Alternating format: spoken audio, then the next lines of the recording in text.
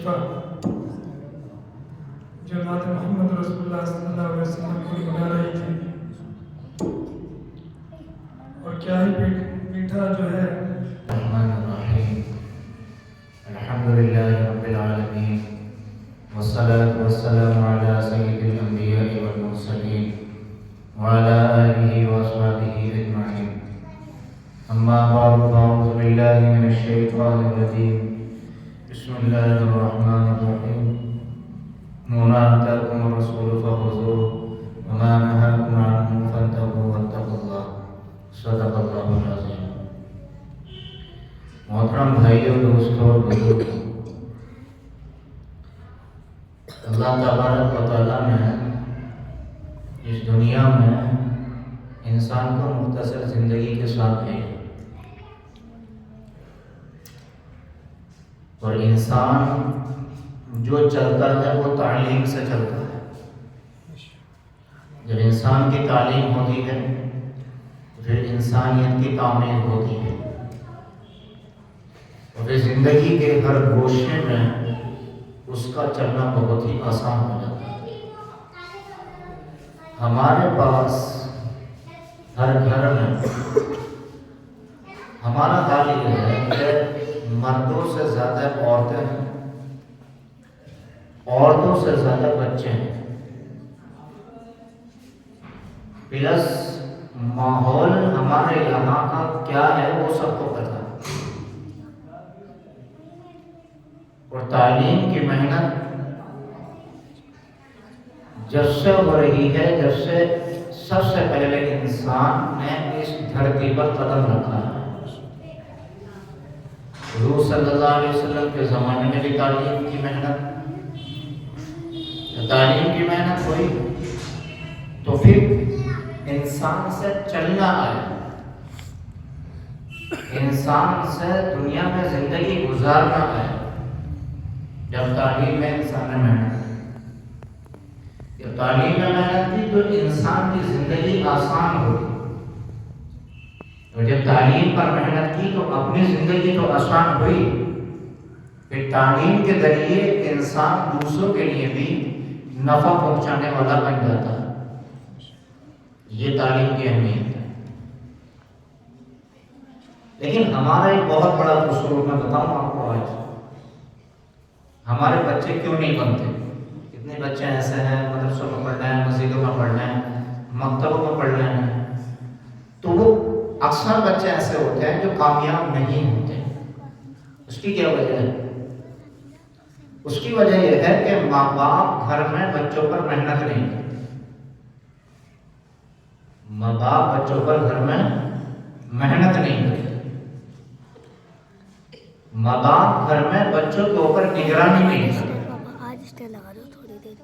آپ سب جانتے ہیں کہ اگر آٹا پیسنا ہے تو کہاں پیسے گی آٹا؟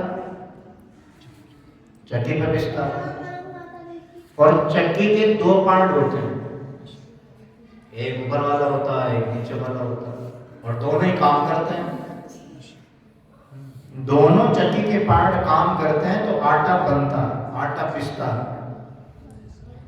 جب آٹا پستا ہے تو پھر اس کی روٹی بنتی ہے، جب روٹی بنتی ہے تو پھر وہ گھر کے لوگوں کی بھوک مٹانے کا ذریعہ بن جاتا ہے۔ لیکن اگر چکی کے دو پارٹوں میں سے ایک پارٹ نہ چلے تو، ایک پارٹ کام نہ کرے تو آٹا پیسے گا تو صحیح، لیکن دلیا بنے گا۔ کیا بنے گا؟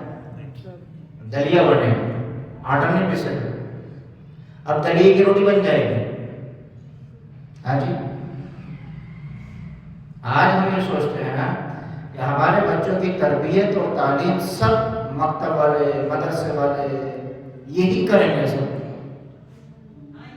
حالانکہ مکتب میں بچہ آ کر پڑھتا ہے،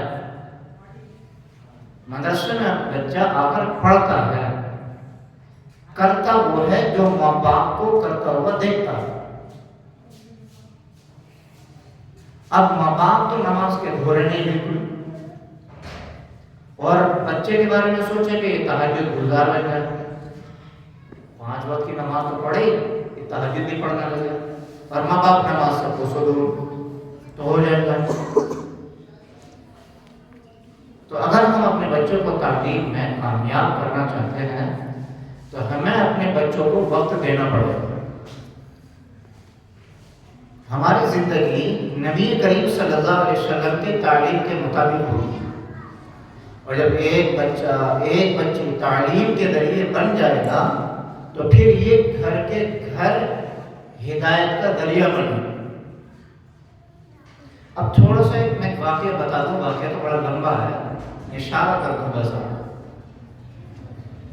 کہ حضور صلی اللہ علیہ وسلم کا ایک بہت بڑا دشمن جس کا نام ابو جہل. اور حضور صلی اللہ علیہ وسلم نے فرمایا کہ اگر میری امت کا فرعون دیکھنا ہو تو وہ ابو جہل کو دیکھو. اتنا بڑا متکبر تھا کہ فرعون جب ڈوب کر مر رہا تھا نا تو آخری وقت میں اس نے بھی یہ کہہ دیا تھا کہ موسیٰ میں ایمان لایا تجھ پر تیرے گھر پر. موت کے ڈر سے کہہ دیا تھا, آخری وقت میں کہہ دیا تھا اس نے.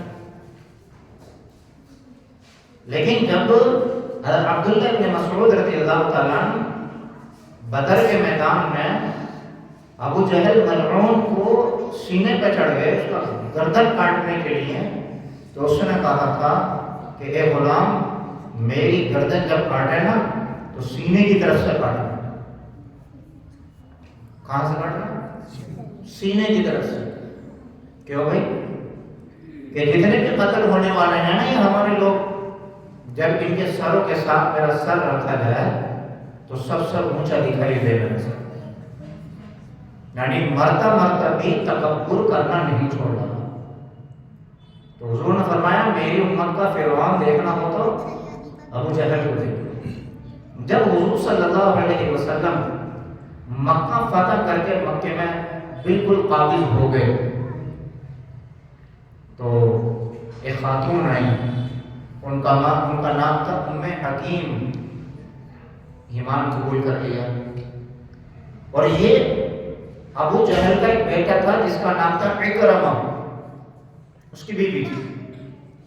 تو اب میں بتانا چاہ رہا ہوں کہ ذرا ساری تعلیم کی جھلک ملی تو زندگی کا کیسا پاسا پلٹا, زندگی میں کیسا ایک دم بھوجان سا کہ کتنے بڑے بگڑے ہوئے باپ کی اولاد کی ہدایت کا ذریعہ بنے. کیسا نہیں؟